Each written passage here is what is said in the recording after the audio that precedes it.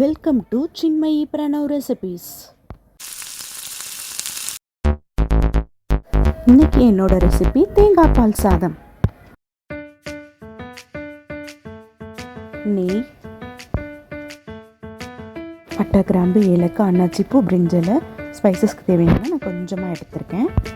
3 பச்சை மிளகாய், அப்புறம் பொடி பொடியாக நறுக்கின ஆனியன், வெங்காயம், அப்புறம் இஞ்சி பூண்டு அரைச்ச விழுது, தக்காளி, கேரட், பீன்ஸ், பொட்டேட்டோ கட் பண்ணி வச்சுருக்கோம். வீட்டில் செஞ்ச தேங்காய் பால், உப்பு. நெக்ஸ்ட்டு அரிசி, பாஸ்மதி ரைஸ் எடுத்துக்கலாம். நான் பச்சரிசி எடுத்திருக்கேன். தேங்காய் பால் சாதம் செய்கிறதுக்கு ஒரு குக்கரில் கொஞ்சமாக நெய் எடுத்துக்கணும். அது நல்லா காஞ்ச உடனே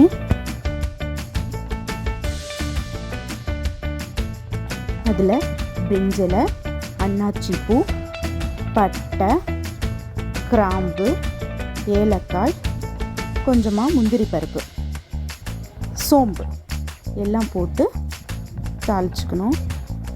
நெக்ஸ்ட்டு பொடி பொடியாக நறுக்கி வச்சுருக்கிற வெங்காயம், அப்புறம் பச்சை மிளகா, காரத்துக்கு தேவையானது. நான் 3 பச்சை மிளகா எடுத்திருக்கேன், அதை போட்டுக்கிறேன்.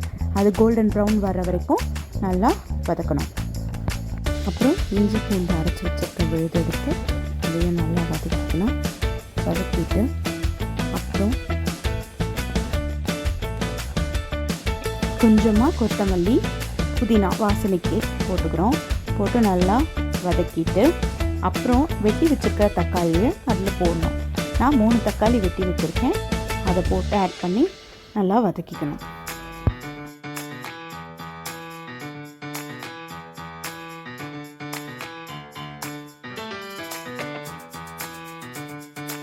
நல்லா வதங்கினதுக்கப்புறம் காய்கறி, வெட்டி வச்ச காய்கறியை, கேரட், பீன்ஸ், உருளைக்கிழங்கு 3 வெட்டி வச்சுருக்கேன், அதை போட்டுக்கிறோம்.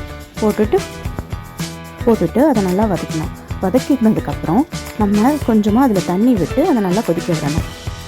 அப்புறமா எடுத்து வச்சுருக்கிற தேங்காய் பாலை அது மேலே விட்டு அதை நல்லா கொதிக்க விடணும்.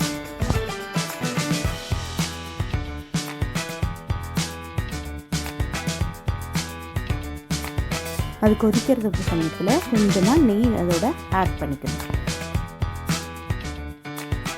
அப்புறம் தேவையான அளவு உப்பு, அப்புறம் அரிசியை அதோட ஆட் பண்ணிக்கணும். ஆட் பண்ணி நல்லா கிளறி விட்டுக்கணும். கொதிச்சு வந்தோடனே குக்கரை மூடிட்டு அது மேலே விசில் போட்டுக்கணும்.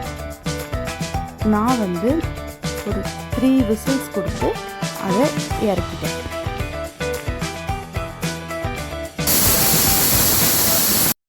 இப்போ நமக்கு தேவையான தேங்காய் பால் சாதம் ரெடி.